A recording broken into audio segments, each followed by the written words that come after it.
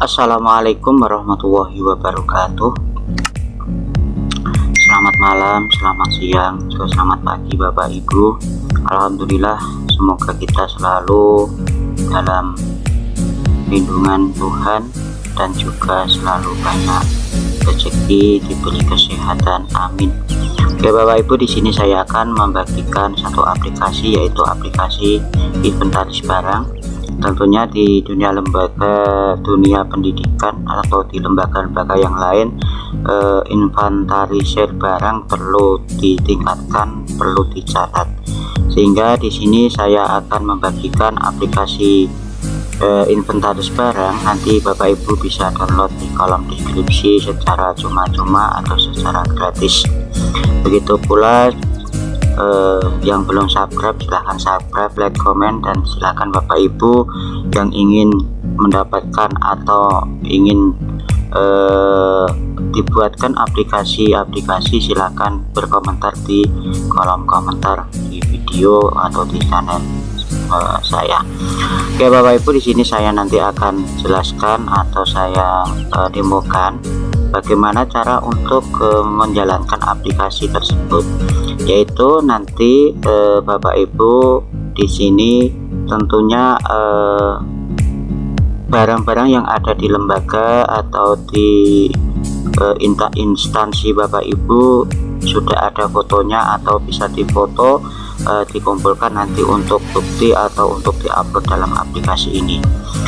Oke Bapak Ibu, saya kenalkan terlebih dahulu, mohon maaf kebetulan, yaitu di sini ada beberapa menu, yaitu ada home, barang, peminjam, set folder, open set, save, dan exit. Di sini Bapak Ibu, aplikasi ini untuk inventaris barang juga bisa untuk peminjaman. Yang dimaksud peminjaman di sini adalah ketika ada orang yang mau pinjam barang lembaga, Bapak Ibu nanti bisa tercatat di sini dan bisa terdeteksi siapa yang meminjam dan kapan akan dikembalikan. Nanti akan terdeteksi di sini semua dan dibuktikan dengan kwitansi atau nota peminjaman. Oke Bapak Ibu, yang pertama kali ketika Bapak Ibu mendapatkan aplikasi ini, silahkan buka saja langsung dan nanti akan muncul dashboard awal atau file berupa seperti pada gambar ini. Nanti Bapak Ibu dihadapkan beberapa menu, yaitu diantara ada home, ada barang, peminjam, set folder, open set, dan save, dan exit. Di sini yang perlu Bapak Ibu kerjakan terlebih dahulu adalah di set folder. Silakan Bapak Ibu set folder, nanti akan muncul. Nanti Bapak Ibu pilih folder di mana Bapak Ibu nanti akan menyimpan data aplikasi ini. Contohnya saya akan mengambil di D, nanti otomatis nanti disimpan di data D. Oke Bapak Ibu, setelah itu Bapak Ibu silahkan di exit. Setelah set foldernya sudah Bapak Ibu tentukan, selanjutnya adalah Bapak Ibu ke barang. Silakan Bapak Ibu memasukkan barang yang ada di lembaga Bapak Ibu dengan cara yang pertama add di sini. Berkode di sini silakan Bapak Ibu, memang kalau ada berkodenya dimasukkan, kalau belum ada silakan Bapak Ibu tulis dengan manual saja. Ini tadi saya sudah membuat contoh 001 berkodenya, ini berarti 002 nama barangnya, contohnya yang ini apa, proyektor. Ini saya berikan contoh satuannya adalah buah. Dan ketika Bapak Ibu melihat ini satuan kok belum ada, silahkan Bapak Ibu tambah di sini, dan di sini silahkan Bapak Ibu sesuaikan.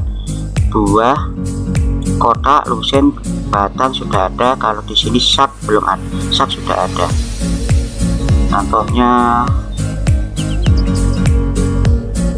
kodi itu ya Bapak Ibu, akan masuk di sini. Kalau nanti memang belum ada pilihan di sini berupa barang itu buah, kotak, lusin, batang, dan lainnya, silakan Bapak Ibu tambahkan sendiri di sini. Setelah itu deskripsi barang adalah nama barang. Contohnya ini tadi ada proyektor, option Epson ya. Nomor proyektornya, kalau kan biasanya kan ada nomor serinya, nomor seri. Kondisi proyektor sebelum dipinjam mohon maaf, kondisi proyektor tersebut masih baik atau rusak atau dalam perbaikan atau hilang, berarti ini baik, masih baik. Jumlahnya ada berapa proyektor Bapak Ibu? Yang Epson yang seri ini hanya satu, ya ditulis satu saja. Kalau ada dua ya dua. Biasanya seri per proyektor itu berbeda, berarti satu, nanti dimasukkan lagi yang serinya yang berbeda. Kalau sudah kita upload datanya, kita cari, tadi saya kelihatan sudah download, terus di add, otomatis akan tersimpan masuk di sini. Itu dengan cara memasukkan barang yang ada di lembaga Bapak Ibu.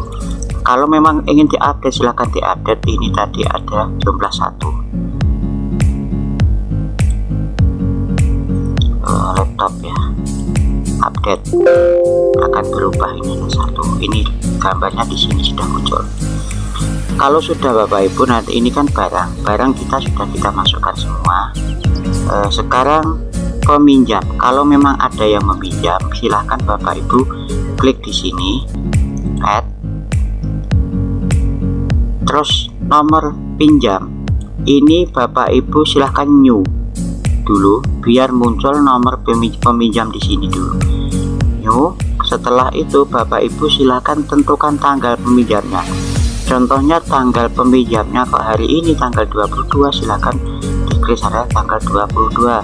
Nick adalah nick yang meminjam, ini nama peminjam Melati, contohnya Melati, alamat, nomor WA, berkode. Nanti yang meminjam ingin meminjam apa di beliaunya, yaitu meminjam laptop tadi ya, proyektor, berarti kita harus 002. Proyektor otomatis akan muncul di sini. Tujuan peminjaman yaitu untuk pelatihan, contohnya jumlah pinjaman cuma 1, stoknya kan cuma 1, berarti berdua kan tidak bisa. Statusnya proyektor tadi dipinjam atau hilang atau dikembalikan, dipinjam. Kalau sudah silahkan Bapak Ibu add, akan muncul seperti ini. Ini langsung muncul untuk cetak kartunya. Kalau memang tidak terkoneksi dengan print, maka tidak akan muncul di print out. Kalau terkoneksi otomatis akan muncul. Ini untuk peminjam. Tadi untuk ini 0 karena apa, sudah dipinjam 1. Tadi sudah dipinjam 1.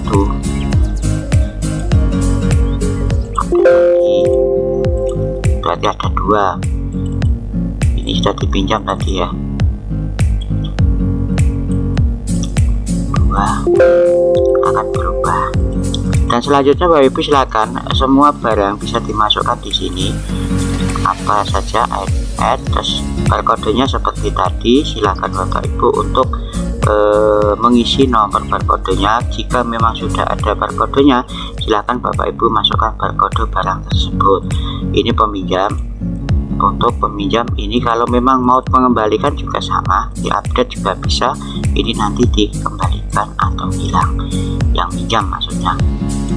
Oke Bapak Ibu, selanjutnya kalau jangan lupa selalu share.